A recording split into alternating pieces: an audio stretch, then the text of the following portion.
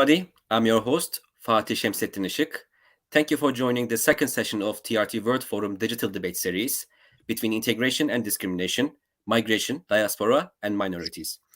In this series, TRT World Forum aims to promote an academic and intellectual platform to discuss the phenomena of immigration, diaspora, and minority communities. In today's session titled Presidential Elections in France, an outlook from the Maghrebi communities, we will shed light on the Maghrebi diaspora in France, along with their identity issues and their future after the last week's presidential elections. The Maghrebi diaspora in France includes migrants from Algeria, Tunisia, and Morocco and their descendants. While the Maghrebi community has a significant geographical, historical, demographic, and sociological unity, considerable differences also exist among themselves. These factors highlight that the Maghrebi diaspora in France deserves greater attention, especially at a time when far right politics in the country are becoming increasingly popular. Focusing on these communities has become further significant as the French government disproportionately targets Muslims in a bid to curry favor with the far right voices. Joining us today are three distinguished guests to help us develop an assessment of the Maghrebi diaspora in France. Our guests are Professor François Bourga, Emeritus Senior Research Fellow at the French National Center of Scientific Research, Yasser Louati, Head of CGL France, Le Comité Justice, Liberté, Poutou, and Monia Bouguera, member of the Union of French Muslim Democrats Party. I wish you all a warm welcome and thank you for taking the time out of your busy schedule to join us here. Without further ado, let me start with a general discussion on the latest presidential elections and direct my first question to you, Professor Bourga. France has re-elected the president, which means we will be seeing Macron for another 5 years. His first term has been full of turmoil with the Gilets jaunes, the Yellow Vests, the Russia-Ukraine war, and the migration crisis. So, furthermore, the reasons behind these challenges in the first term are still persistent as ever. Mm. Do you think we will see a different Macron presidency in the new term? Thank you for your kind invitation. When it comes to the future, I tend to be very careful. One thing we may say, we have an expression in France, I don't know if it works in English, but we say état de grâce, a state of grace. There will be no state of grace for this new term of President Macron, okay? This is for sure.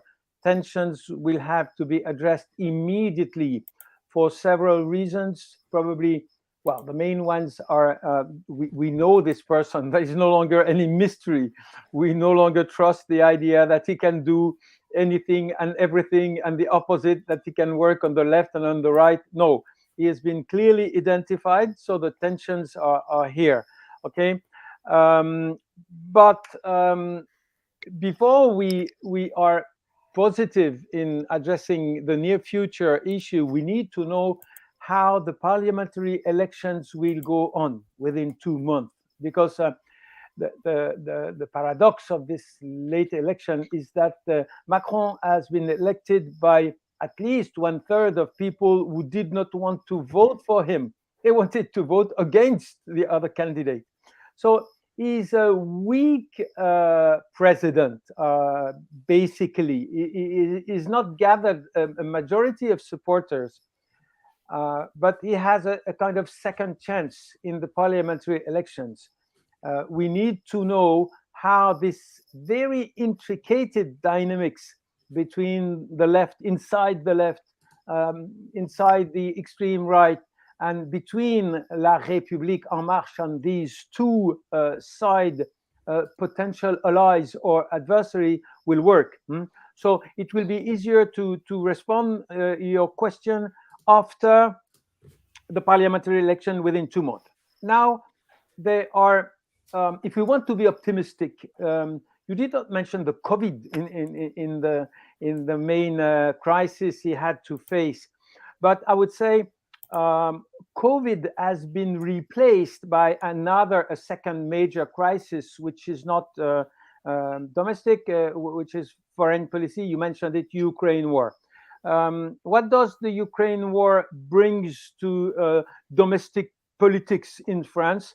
I would say, if we want to be optimistic, it has probably the Ukraine war is one reason why the extreme right has been defeated, because the extreme right was linked in the understanding of many citizens to supporting Putin. Well, it's complicated because the left was also Mélenchon to a certain extent was also mixed up in this story.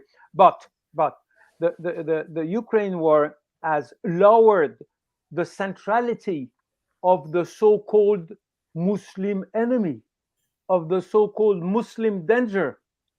The Ukraine war has shown to the French that the real danger was not what they label the grand remplacement, too many Muslims taking the seats and the homes of non-Muslim French citizens. It has shown that immediate danger was coming from elsewhere.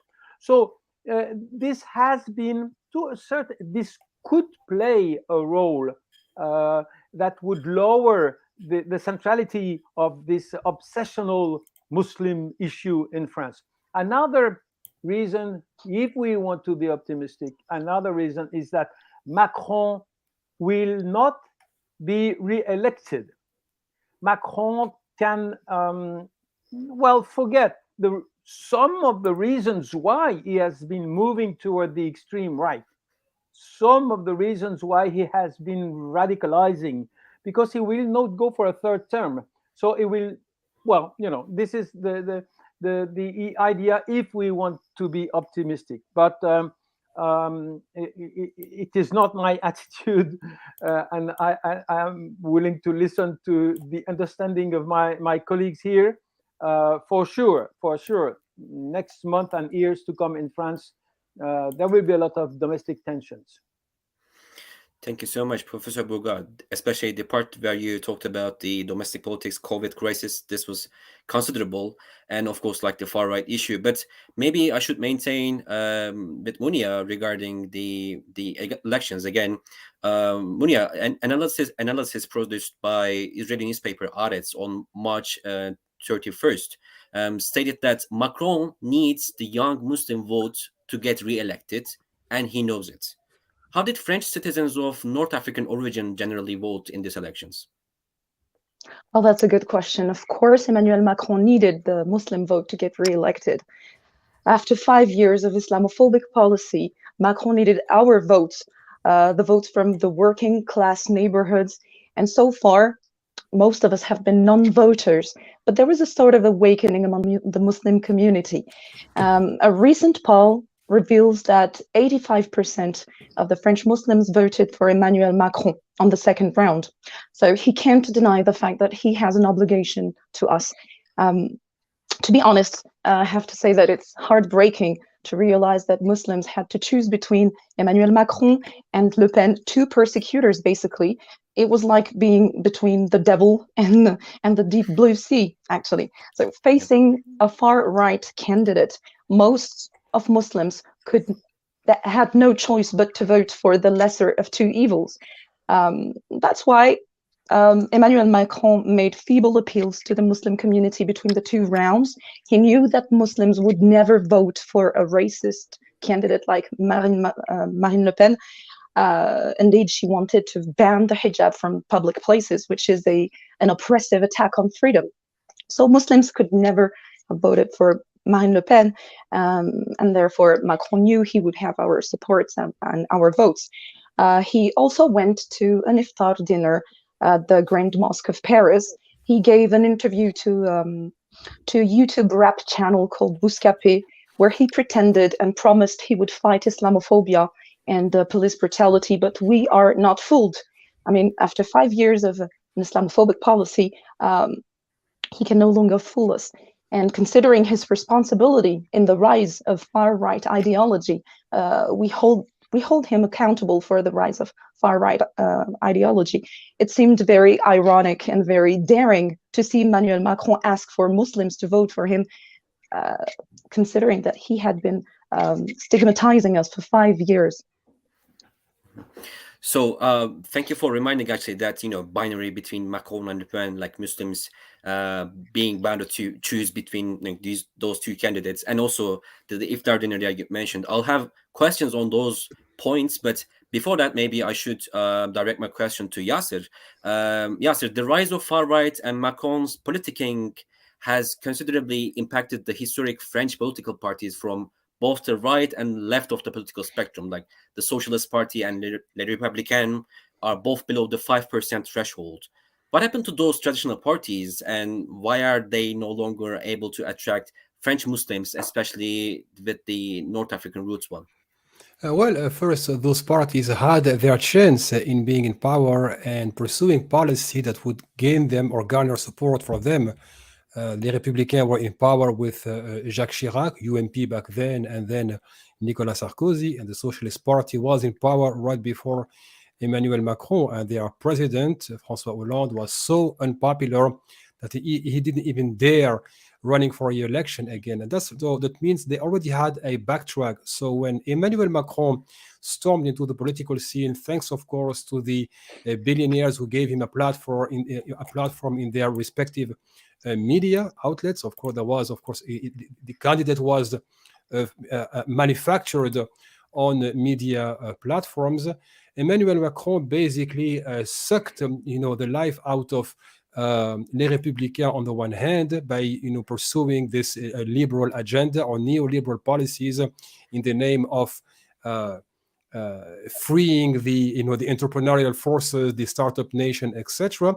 But he also appealed to the bourgeois left, if I can say, by putting on the table this idea that he's the anti-Le Pen, that he's a progressive, that his young age would steer France towards new horizons away from reactionary politics. In return, he ended up constituting a bourgeois bloc that stretches from the traditional left, what used to be the Socialist Party, but also the traditional conservative right. And as he managed to constitute his bloc, we have to remember that as early as the second year of his term, he was pursuing policies that would make sure Marine Le Pen would be his opponent in the second round of the 22 elections. Also, hence, there was his continuous shift towards the far right.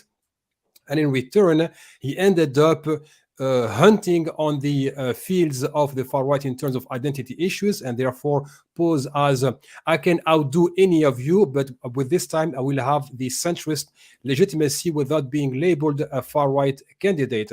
And here we are today with both parties, or historic parties, Les Républicains and the Socialist Party, completely collapsing, and Emmanuel Macron has managed to create a new situation on the field. He's going to try to impose his hegemony on the center right, center left, and even on the conservative right.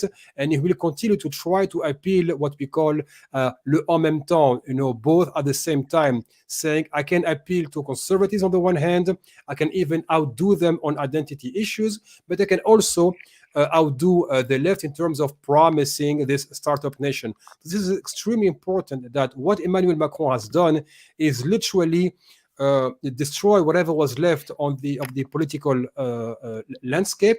Not that it was good, it was already highly discredited by far. And at the same time, what is left is Macron today and the extremes on the left with Jean-Luc Mélenchon, who now has a lead and leverage on the rest of the left, given his historic score during the first round, but also on the right, because now Les Républicains no longer exist, and then therefore he can compete with Marine Le Pen on those issues. And the Muro speech, I paid attention to it, and I covered it in my podcast. His Muro speech was literally the wet dream of the far right, to make it impossible for Muslims to exist as citizens, just as in the colonial period. And if you pay attention to what he said, he even mentioned that the government should be able to intervene in charities, quote unquote, if elections are held and the people in power are overthrown, coup d'etat in associations, meaning that if the government perceives an election to oust, the people who are working for them, the government should be able to intervene. And with this anti-separatism speech, he set the stage not only for the second round of the election, but also to make sure that Just as in the colonies, Muslims can only be believers. They can pray, they can fast, they can go to Mecca if they want to, but they can never ever be fully fledged citizens with a social consciousness and a say in political affairs. This is where we are today, and that's why Marine Le Pen's score means that Macron won. It's a victory for him, but it's also a win for democracy in France. But what kind of democracy? A Pyrrhic victory, meaning that the cost is so tremendous that today the far right is part of the mainstream, that racism is no longer perceived as an evil, but part of the national conversation, and there will be no shame in promoting far right ideas, because twice in 5 years, Marine Le Pen made it to the second round of the election. And today, Emmanuel Macron literally has preached after me the chaos. Thank you for the insights, Yasser. Especially the Pyrrhic victory report was significant, and perhaps we can maintain on that topic. And let me direct my question to Professor Bouga again. Professor, many French people feel perplexed by the binary between like Macron and Le Pen. If the latter is known from her racist and xenophobic discourse, the former has made many far-right policies and rhetoric of his own, like we know the statements from his interior ministry, Darmanin. And what do you make of this binary mode? How could France avoid a further drift into the far-right territory? And what are some of the repercussions of this reality on the pluralism and diversity in France? First of all, let's face in cold blood the difference between Macron and Marine Le Pen. Marine Le Pen is an ideologue. She has been moving along a path which was constant, blaming the responsibility of the last layer of French migrant society to explain any kind of problem inside society. Macron is not an ideologue. Macron can say blue and he can say green. He can say en même temps approximately anything and the contrary. There is a clear difference between, in terms of ideology, there is one major difference between Macron and Le Pen. Macron is pro-Europe. Is definitely willing to work in the frame of European institutions. I will say this is his good side. When it comes to the relation toward Islamic alterity, he is not, if we want to be polite, we'll say he is pragmatic. If we do not want to be polite, we say he's a cynical opportunist. He's capable of doing exactly the opposite of what he has promised. You know, in the discourse, the Muraux mentioned by Yasser, Macron, before he tried imposing the idea that the problems of France were related to la crise de l'islam, crisis of Islam, you know, all over the world. It comes to, our problems come from the crisis of Islam. But before this sentence, he had pronounced two other sentences which were exactly the opposite. He said, this separatism, well, it might very well be of our responsibility. We are those who have agglomerated all the problems in certain suburbs. He said things I might have signed with both hands, as we say, okay? So what we need to know now is the reason why he will be acting on this direction or on the other direction. And this is why I again underline the importance of the parliamentary elections. If Macron makes it, if Mélenchon makes it and puts a lot of pressure on Macron, Macron will have to submit to this pressure, and he will go leftward. Now, I hate to use left and right signals because they are no longer significant when it comes to the relation with Islam. We have the most vicious attitude, as it was said, President Hollande, they were in power. They might have done something in this direction. They have not, okay? But we need to know what the balance of forces will be. And on this terrain, I forgot to mention something that Munia did for me in her first intervention. If we want to be optimistic, there is something new in France. There is something positive. For the first time in French history, Muslims have started raising their voice in the polls. The fact that they voted for Fulan or another one is not really important. It is the fact that they have voted. You know, I live in a city south of France where, like in many other cities, one suburb concentrates a majority of Muslim peoples. Okay, this suburb has always elected right-wing candidates to the local elections. Why? Because Muslims were not voting. And Muslims are able to change at a local level, at a national level, the balance of forces, and they have started moving into the process of being political activists. And of course, this is the best of the answers to this accusation of separatism. For the first time, the Muslims have said, no, we are not separatists, and the proof is that we are voting. But if you read the right-wing literature, you will see, oh, it was a Muslim vote, a communitarist vote, a dividing vote.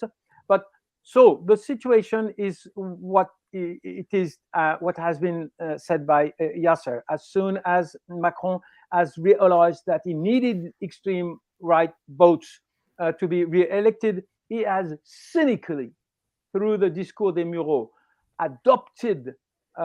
When I wrap up what has been done by the French government in September 2019, I say we used to blame and repress and criminalize the acts of a minority of Muslims labeled radicals, right or wrong. We have moved to a system where we criminalize not the acts, but the opinions, not of the minority, but of the majority of Muslim believers.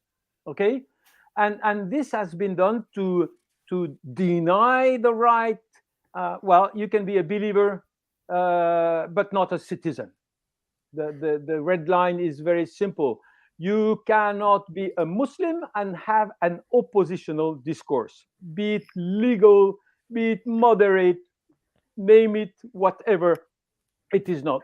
Oh, and this what had brought me long ago to say, in France, the good Muslim is the Muslim who is no longer a Muslim. If he wants to be a Muslim, he will not be allowed to use the range of rights which is acknowledged to any other citizen. This is, to wrap it up, of course, we could give many details of what has happened, but let's just mention the fact that the government of Macron has closed over 700 Muslim institutions during less than 1 year.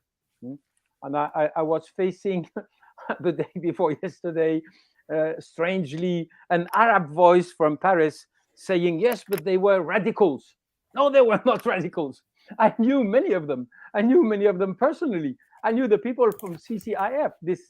The most symbolic step by Macron has been to dissolve this non-governmental organization which was struggling against Islamophobia. So this is the situation where we are. I think it's rather clear. Thank you, Professor. Let me get back to you, Yasser. You also wanted to bounce on this topic, but maybe I should first ask my first relevant question. In the recent op-eds that you've written, you argued that French voters are driven by fear, not by hope. What makes the essence of your argument, and how did the stoking of hatred and xenophobia affect the perceptions regarding the French Muslims, and especially with the North African roots over the years? And on the top of that, let me ask also, is there any blowback from these communities about these rhetorics and policies? Well, first we have to notice how we keep talking about immigration when it comes to people who've been here now for multiple generations. We are not talking, I mean, like we constantly frame Muslim as newly arrived on French soil, and that regardless of whether they have been here for the third, second, fourth generation, they are still perceived as the forever immigrant. He does not belong here. Just to bounce on what Professor Burga said, when it came to having a voice in the public sphere, that's exactly what the anti-separatism law was about, to make it impossible for a Muslim citizenry to emerge, which is quite paradoxical. Kids and students and in high schools and beyond are constantly taught with pride, and rightly so, about the French revolutions and how movements took the matter seriously to gain voting rights, equality, to uphold the values of human rights, etc. But when it comes to Muslims adopting that very narrative that power should be challenged, and in times of oppression, your first freedom is to struggle against it, that becomes unacceptable. Now, when it comes to Muslims themselves, why I spoke of in the New Arab in my weekly column of being driven by fear, not hope, because Muslims have traditionally been portrayed by the left and the right, I will get back to it, as a triple threat: a threat to the national identity. They are dissolving our identity, the great replacement, etc. A threat to the national economy. They're taking our jobs.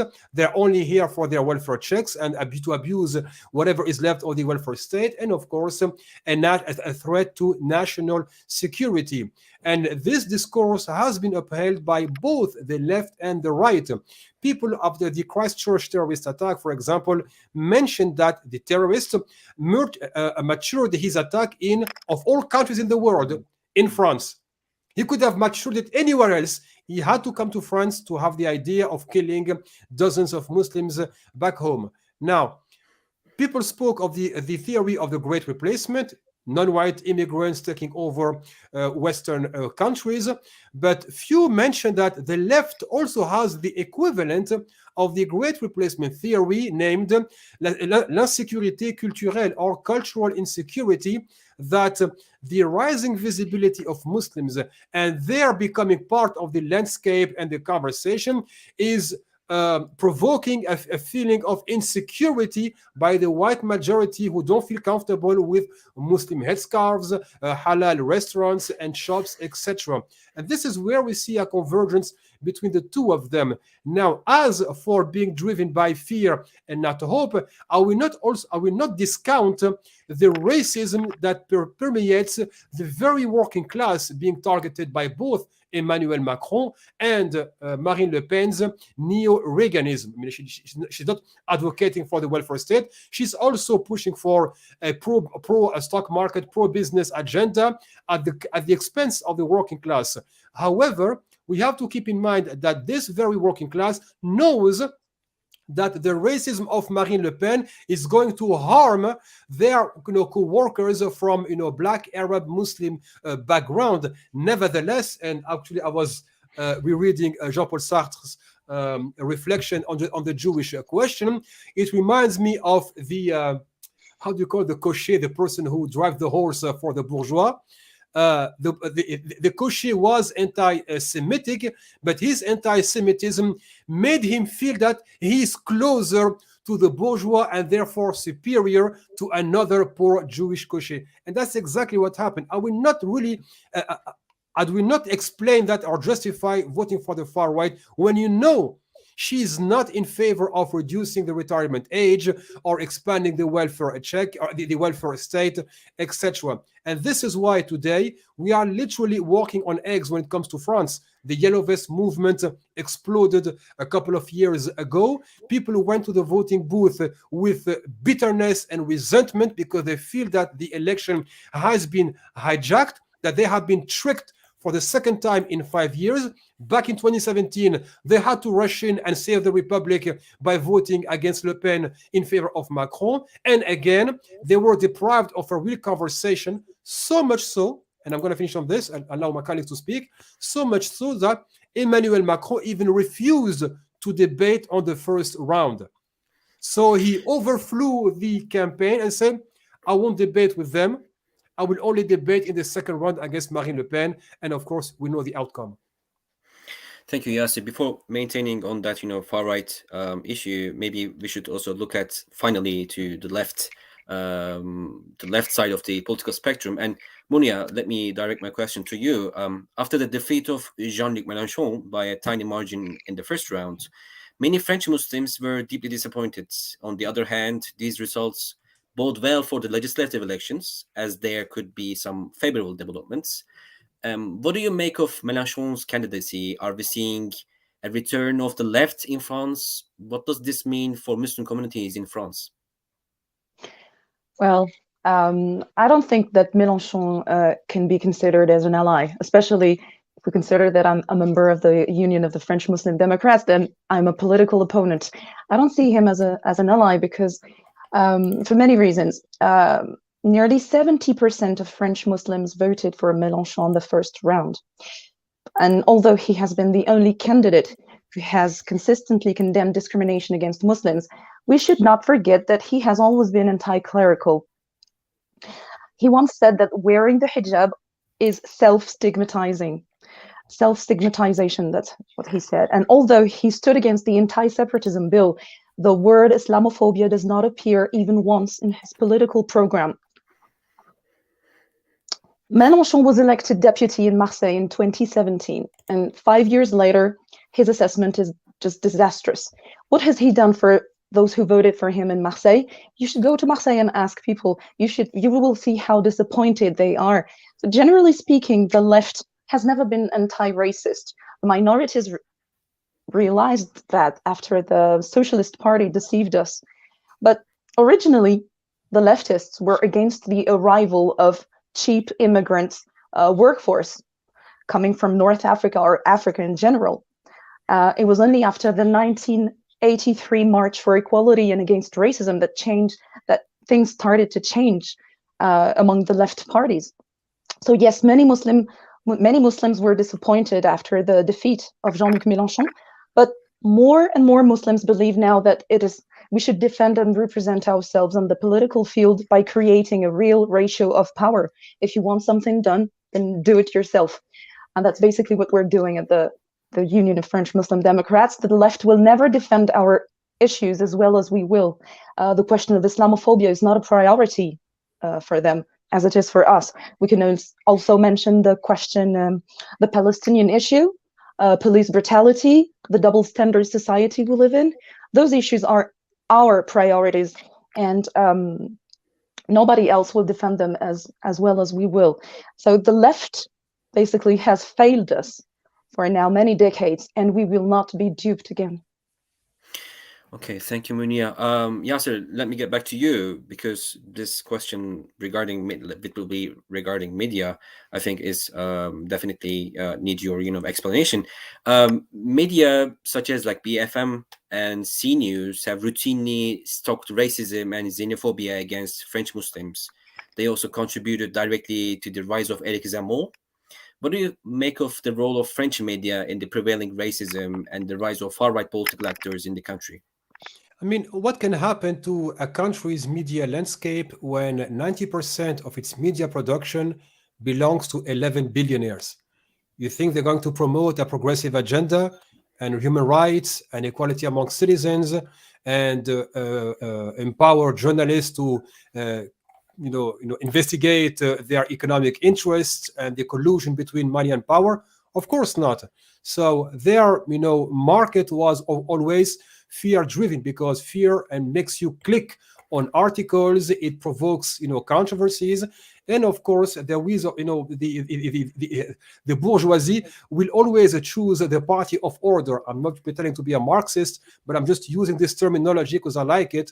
They will always promote an agenda of authoritarianism on the one hand and scapegoating minorities for whatever is wrong in this country. The example, famous one we have in France, in 2003, we had massive marches against Jean-Pierre Raffarin's pension reforms. Millions took to the street, and what made the headlines was not the danger of neoliberal reforms and how the the welfare state inherited from the 1945 Council of the National Resistance was inherited, gave to people. It was the Muslim headscarf, and I think the figures were, in the midst of the marches, you had like 400 pieces of media coverage for the marches against 1,300 or 1,400 for the Muslim headscarf. So there is always this the propensity to do what I call Islamodiversion, that in times of crisis, you bring in a Muslim problem to kind of, make sure that,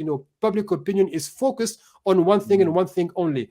Again, I'm going to give you a series, and it is so predictable, it becomes ridiculous. You have the pension reform. You speak of the headscarf to ban it. You have another pension reform under Eric Wirth. They come up with the forum on national identity and the banning of the headscarf. You have terrorist attacks. Instead of questioning France's foreign policy and the failures of our intelligence community, they come up with changing the constitution attempting to change the constitution under François Hollande and the state of emergency, and today, of course, the anti-separatism law. So this is highly problematic, because this is only feasible because you have a subservient media landscape. The journalists who do their work, they are independent, but they're also financially broke. And those who dare question power are even summoned by our domestic intelligence. Those who revealed France's weapons being sold to Saudi Arabia to commit a genocide in Yemen were called in for interrogation, not by Vladimir Putin, but by Macron's intelligence community. So that's why the role of the media in France is extremely problematic, because they are only acting not as a counterpower to check and investigate what politicians are doing and making behind the scenes, but as propaganda relays for the dominant narrative. And that's why even the funding of the media in France is highly problematic. Private media are owned by just 11 billionaires, but you also have state-owned media outlets promoting that same narrative, and even the government subsidizing platforms like Le Figaro, under which Éric Zemmour became so prominent. Le Figaro is among the, I guess, like 11 million euros a year in state subsidies, which means our taxpayers' money is actually subsidizing racism. So there is a dysfunctional issue to address, and I doubt, given the rapport de force on the field, that this would be put into question. And it is not a coincidence that among the most distrusted jobs in France, journalists rank among the top 5. Thank you, Yasser. Professor Burga, maybe I should maintain with you, and I should launch a more general discussion, which will include more the ethnic affiliations and diasporic identities. So apart from this like Islamophobia issue, maybe I should ask, how does the French system treat ethnic affiliations and diasporic identities residing in the country? Do you think that this system has come under threat after the rise of far right? I think we need, even briefly, to put this present situation into a long historical frame. Okay, there are 3 sources of tensions with Islam and Muslimin. The first one is the most evident, but it is not the most important. It is a competition between dogmas. Okay, French society looks at itself as it is a Christian society in tradition, and there is a religion coming from outside. This is not the most important one. The second cause, root tension, is the fact that we in France have a very specific history, different of Anglo-Saxon history. It is the fact that to enter so-called modernity, the revolutionaries in France had to fight against the church. The church was a tool in the hands of the absolute power of the king. Okay, so this is our specificity. the front page of the discourse is not we are against Muslims, we are not against Islam, we are against religion into the public sphere. So please, Muslims, disappear from the public sphere, because we have nothing against Islam, but we have something against the presence of religion into the public sphere. This is a pretext in the rhetoric. The real root cause of our tensions with Islam and Muslims nowadays, it is the third stage. It is not the religious history, it's not the revolutionary history, it's the colonial history. Now, I need to put the present situation in the idea that for long, until World War II, Muslims and Islam was an issue treated by the Ministry of Foreign Affairs. Foreign Affairs, whatever the terminology, because Algeria was supposedly France, but it was Foreign Affairs. The relation between Islam and Muslim, the transaction, the connection, the interaction was something related to foreign affairs. It happened into Muslim lands, plus in a situation where we were in colonial hegemony. Okay, after World War II, things will totally change. Do not forget that due to very voluntarist policies of immigration, if there are Muslims in France, it is because we have brought them. And I like to remind my personal memoirs. My father, close to the head of a huge steel factory in the French Alps, telling me in 1963, see those buses, Francois? Each week we send them to Morocco, to a region called Rif. Whether we would not have done this for the last 2 years, the company would not be at the state of development where it is. So we brought the Muslims, okay? Now, my point is, the means of representation of Muslims in France have never functioned until very, very, very recently. The first generation, Meskin, they could not even speak French. The second generation, they would not write French properly. The third generation and the mechanism of representation were confiscated by the states of origin. The diplomacy, the ability of French, Algerian Muslims to express themselves was confiscated by the Mosquée de Paris, and the Mosquée de Paris was in the hands of the Algerian generals.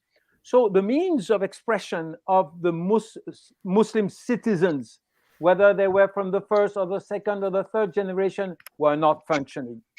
What is new nowadays is that first generation, second generation, third generation, the fourth generation has started having the resources, linguistic, cultural, political, social, to express itself and to participate in the political debate. And what are they asking? Two things. They are asking that the rights which they have received due to their nationality have a content. They want these rights to be applied.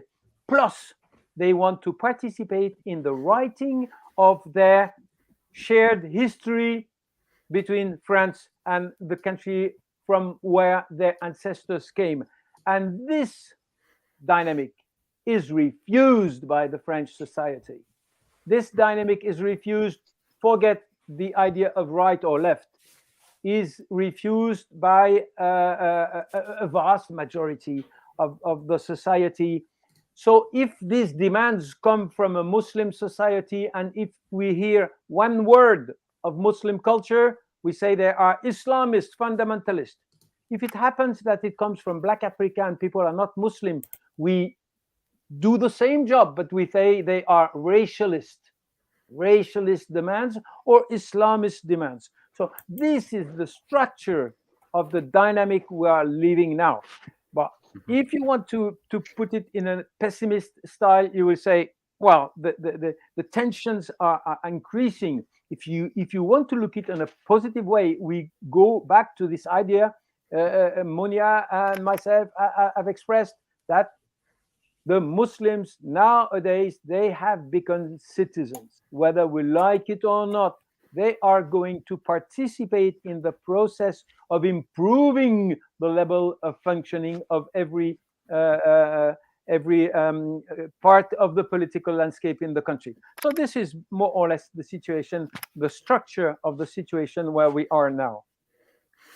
Thank you, Professor. Munia, we cannot speak about a monolithic Muslim community in France, since part of this community have different countries of origin. As I told at the beginning, like Morocco, Algeria, and Tunisia. And what do you think are the primary differences in terms of voting behavior of this community? Are French Muslims of North African descent at the forefront of political activism? Yeah, sure. The Muslim community is diverse, of course.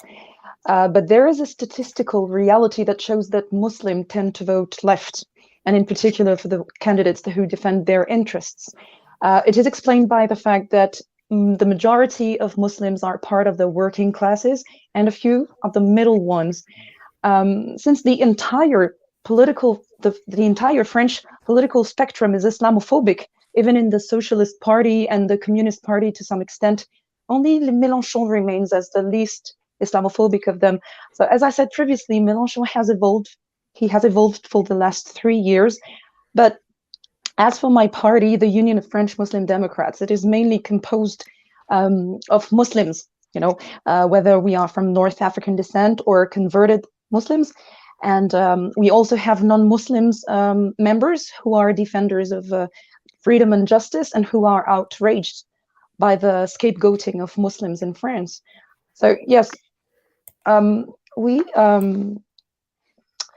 was also an attempt from a Turkish party called Equality and Justice, which was created in 2015, but it failed to unify the communities. The Union of French Muslim Democrats aims at unifying all the communities, whether they come from Turkey, from Africa, from North Africa, and from France. As I said, we have non-Muslim members among our party. So yes, French people of North African descent are the most active and numerous political activists within the Muslim community, as I said. Okay, thank you, Munia. Yasser, let me ask this question to you. One of the far-right goals is the erasure of Islam from public spaces and oblige French Muslims to go back to their countries of origin. Do you think that this plan is succeeding? How do French Muslims from North African roots view their countries of origin? Well, all fascist parties have this, long-term wet dream that they are pursuing, even though they know it is not feasible in the long term. They, of course, they speak of remigration, and they also, of course, justify it by saying that, oh, well, you will be better off in your home country. Well, I just, what has been repeated, before me, Muslims belong here, and Islam is a French religion as well, as much as it is a Tunisian, Algerian religion, etc. There are Muslim roots in this country, and there is no, removing them.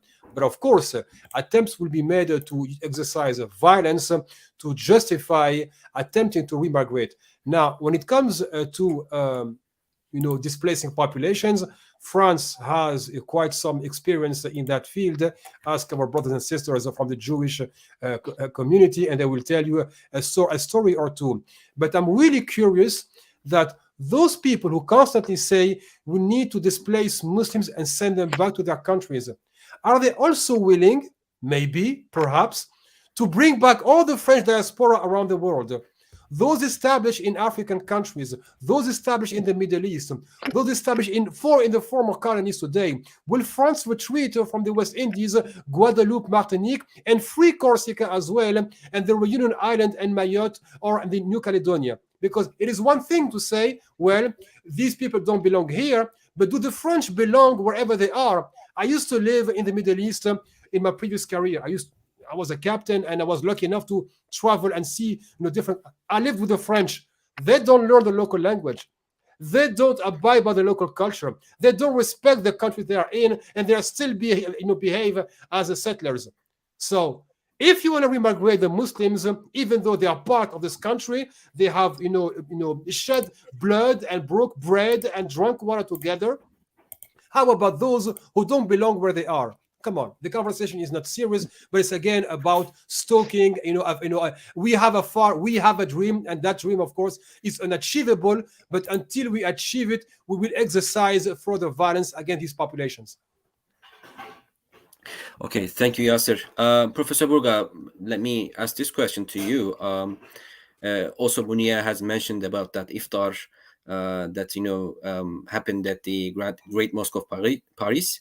It is well known that Macron did everything in his power to pass the so-called law against separatism, which restricts considerably the freedoms of French Muslims, particularly those from North African origins. Paradoxically, the director of the Great Mosque of Paris organized an iftar in support of the re-election of Emmanuel Macron. What do you make of these double standards, and why are mosques and imams only useful when the re-election process looms? I think we have already addressed this issue during the previous answers, but let me tell you that we shared a joke on social networks, and I myself, but I'm not the creator of the joke, to say, this looks very well, this invitation of Paris Mosque looks very well like political Islam. It's political Islam, this political Islam, which is the expression used to blame Muslims, believers. Of course, this type of paradox, this type of double standard is the cancer of the Republican discourse. And we could echo this type of contradiction in approximately every single type of French diplomacy. I mean, we could address the issue of my field is not Muslims in France. It's rather that I had the opportunity to live in the Arab world. But in 1990, when I was staying in Cairo, the head of parliament came and he presented to Mubarak. And at that time, I would define Mubarak saying that he was filling up ballot boxes with one hand and jails with the other hand. And the head of French parliament came and he presented Mubarak with Prix Louise Michel de la démocratie et des droits de l'homme. And after 31 years, France again presented Abdel Fattah Sisi with the highest rank of Grand Croix de la Légion d'honneur. And so this type of paradox is malheureusement the kind of cancer which weakens the Republican discourse in many compartments of political life in our country.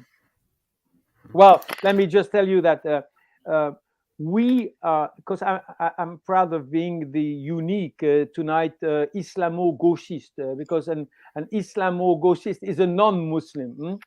So I am as a non-Muslim, I'm the unique Islamo-gauchiste.